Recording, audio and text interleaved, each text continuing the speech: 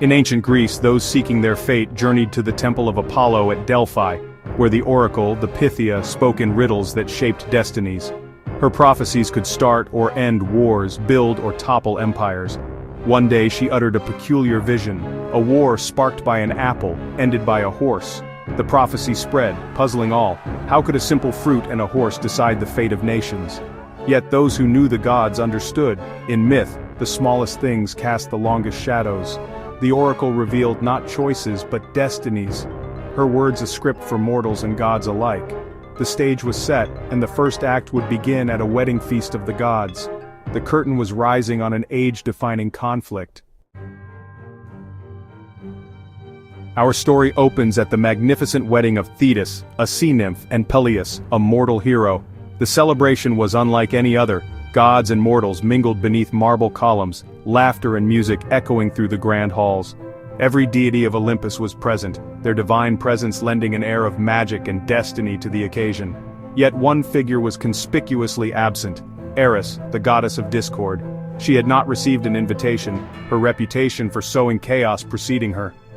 Alone and slighted, Eris stood outside the festivities, her heart burning with resentment as she gazed at the revelry from afar.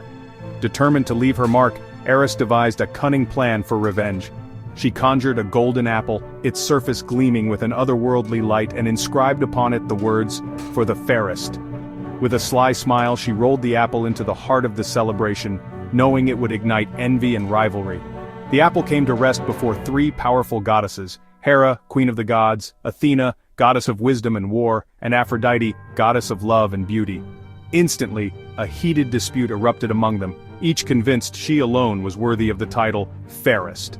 The quarrel grew so intense that none dared intervene, not even mighty Zeus, ruler of Olympus. He knew that choosing between his wife, his daughter, and his lover would bring only trouble, so he wisely refused to judge, leaving the matter unresolved. Instead, Zeus declared that a mortal must decide the contest. He chose Paris, a young shepherd prince of Troy, who lived in exile because of a prophecy that foretold he would one day bring ruin to his city. Unaware of the fate awaiting him, Paris tended his flock on the slopes of Mount Ida. Into Paris's hands the golden apple was placed, a symbol not only of beauty but of pride, temptation, and the seeds of conflict. The weight of the gods' rivalry now rested on his mortal shoulders. The three goddesses, each determined to win, prepared to sway Paris's judgment. They would offer him gifts and promises, each more tempting than the last, for the title of Fairest was a prize none would surrender easily. Thus the seeds of a great war were sown, not on a battlefield, but at a wedding feast, with a single, gleaming fruit as the catalyst. The tension in the air was palpable, as if the world itself held its breath. The fate of Troy, and indeed all of Greece, now hung in the balance, dependent on the choice of one young man. His decision would shape the destiny of nations and echo through the ages. High on Mount Olympus, the gods watched in anticipation, aware that this moment would set in motion a chain of events that would change the world forever. The golden apple's journey had only just begun, its path winding through the hearts and ambitions of gods and mortals alike. And as the first shadow of war crept across the world, the story of the apple would become legend, a tale of beauty, envy, and the high price of pride. On a windswept mountain beneath the gaze of the gods, the fate of empires was about to be decided. The three goddesses, Hera, Athena, and Aphrodite, appeared before Paris, the young prince of Troy, each radiant and formidable in her own right. Each goddess offered Paris a bribe for the golden apple, a prize meant for the fairest among them. The air shimmered with tension, as the gods themselves watched, knowing this choice would echo through history. Hera, queen of the gods, promised him dominion over all men, power and glory beyond measure, the rule of kingdoms and the adoration of nations. She offered him the world, if only he would choose her. Athena, wise and fierce, offered him wisdom and invincibility in battle, the mind and might of a legend, the cunning of a strategist, and the strength to never be defeated. She promised him eternal renown as a hero. Aphrodite, goddess of love and beauty, promised him the heart of the world's most beautiful woman, Helen, queen of Sparta. She whispered of passion and desire, of a love that would make him immortal in song and story. Paris, swayed by longing and the promise of love, chose Aphrodite. He handed her the golden apple, sealing his fate and setting the gods against one another. In that single act, he changed the course of history. In that moment, he won Aphrodite's favor and the enmity of Hera and Athena. The goddesses' rivalry turned to wrath, and the seeds of war were sown in the hearts of mortals and immortals alike. Aphrodite guided Paris home to Troy, where he was welcomed as a prince, his destiny forever altered. The city rejoiced, unaware of the storm that was gathering on the horizon. Soon, driven by Aphrodite's promise, Paris sailed across the wine-dark sea to Sparta, intent on claiming Helen as his own. The journey was perilous, but his heart burned with hope and reckless ambition.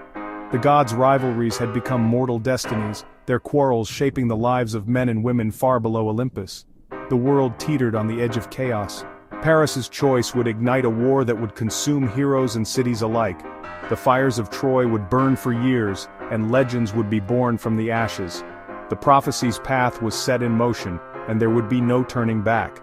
Every step Paris took led the world closer to tragedy and glory, all for the promise of love, a promise that would change the fate of gods and men forever. In Sparta, Paris was welcomed by King Menelaus, Helen's husband. But when Menelaus left for Crete, Paris, helped by Aphrodite, persuaded Helen to flee with him to Troy. Whether by love or abduction, Helen's departure was a grave insult, violating sacred oaths and hospitality. Menelaus, enraged, called upon his brother Agamemnon, and invoked the oath sworn by Helen's former suitors to defend her marriage. Messengers summoned Greece's greatest heroes, Odysseus, Ajax, Nestor, and Achilles. 1,000 ships gathered at Aulis, united to reclaim Helen and punish Troy. The might of Greece set sail, driven by honor, ambition, and vengeance. The war's true cause was a single, fateful choice, and a golden apple. The world braced for a conflict of epic scale. The prophecy's first act was complete. The siege of Troy had begun. The Trojan War was a clash of legends. Paris, whose judgment began it all, and Hector, Troy's noble defender. On the Greek side, Agamemnon led, but Achilles was their greatest warrior, invincible, proud, and driven by glory. Odysseus, clever and cunning, was the strategist who saw hope where others saw only stalemate.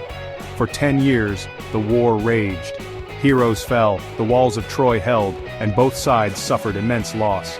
Achilles' rage and Hector's valor shaped the war's fate, but neither could break the deadlock. The gods meddled, but the city endured. The war became a test of endurance, not just strength. It seemed the conflict would never end. After a decade of bloodshed, the Greeks were desperate. Brute force had failed. Troy's walls stood unbroken. Odysseus, inspired by prophecy and Athena, devised a bold plan: win by deception, not strength. The Greeks would build a colossal wooden horse, leave it as an offering, and pretend to sail home. Hidden inside, Odysseus and a select force would wait. The rest of the army would hide nearby, ready to return at a signal. It was a gamble. If discovered, all would be lost. But with nothing left to lose, the Greeks placed their hopes in Odysseus's cunning. As the first rays of dawn crept over the battered walls of Troy, the city's defenders gazed out in disbelief. The Greek camp, which had been their enemy for a decade, was eerily silent and empty. Not a single soldier remained in sight. All that was left behind was a colossal wooden horse standing alone in the morning mist, its surface gleaming with dew. The Trojans, exhausted by years of siege, could hardly believe their eyes. Was this truly the end of their suffering, or some new trick? Joy erupted through the city like a long-awaited storm. For 10 relentless years, the people of Troy had endured hunger, fear, and loss. Now, with the Greeks gone, hope returned. Men, women, and children poured into the streets, embracing and weeping with relief. Laughter echoed off the stone walls as the Trojans celebrated what they believed was a miraculous victory. The war, it seemed, was finally over. Yet not everyone was convinced. The priest Laocoon, wise and wary, stood before the horse and warned his people. He urged them to beware of Greeks bearing gifts, suspecting a hidden danger. His voice, filled with dread, echoed through the crowd. Some Trojans shared his unease, their faces shadowed with doubt, but many dismissed his fears, eager to believe in peace. At that moment, a Greek named Sinon appeared, claiming he had been abandoned by his comrades. With trembling hands and convincing words, he spun a tale of betrayal and sacrifice. He insisted the horse was a sacred offering to Athena, meant to ensure the Greeks' safe return home. If the Trojans brought it inside their walls, he promised, the goddess would bless them instead. Suddenly, as if to silence Laocoon's warnings, 2 monstrous sea serpents emerged from the waves and struck him down before the horrified crowd. The Trojans, terrified by this omen, believed the gods themselves had spoken. Laocoon's death was seen as a sign that the horse was indeed sacred, and that to reject it would bring divine wrath. Driven by fear and hope, the Trojans made a fateful decision. They broke open their own mighty walls, the very defenses that had protected them for so long, and dragged the enormous horse into the heart of their city. As night fell, the people of Troy celebrated with feasts and torches, never suspecting the danger that lurked within their new prize. While the city slept, shrouded in darkness and dreams of peace, the hidden Greek warriors inside the horse stirred. Led by Odysseus, they crept out silently, their armor glinting in the moonlight. Moving like shadows, they opened the city gates and signaled to the Greek fleet, which had secretly returned under cover of night. The Greek army, waiting just beyond the horizon, surged into Troy. Warriors poured through the gates, overwhelming the unsuspecting city. The Trojans, caught off guard, could do little to resist the sudden onslaught. The trap had been perfectly set. Flames rose into the night sky as Troy's proud towers and temples fell. The city's fate, once thought secure, was sealed by its own hands. In that moment, the final symbol of prophecy appeared, a sign that the gods' riddle had been answered at last. The war that had raged for so long ended not with a glorious battle, but with a cunning deception. The greatest city of its age fell to a trick, not a sword. The gods' riddle was complete, their will fulfilled in the most unexpected way. Mortals and immortals alike watched as the story of Troy reached its tragic end. Troy's mighty walls, once thought unbreakable, had not been conquered from without, but had crumbled from within. The legend of the horse would echo through history, a warning and a wonder for all ages to come. The Trojan War was never just a mortal struggle. The gods themselves took sides and shaped events. Hera and Athena, slighted by Paris, aided the Greeks. Aphrodite and Apollo favored the Trojans. Divine rivalries played out in mortal bloodshed, with heroes as pawns in a cosmic game. Yet even the gods could not defy fate. Prophecies unfolded as destined. The war's tragedy lay in this. Mortals fought bravely, but their paths were woven long before. Zeus himself lamented his inability to save his favorites from fate. The gods could guide but not change the end. The story was always one of destiny fulfilled. The oracle's prophecy was fulfilled. A war begun by an apple, ended by a horse. The golden apple, symbol of vanity, sparked a chain of choices, each leading inexorably to war. The horse, symbol of cunning, brought victory not by force, but by intellect.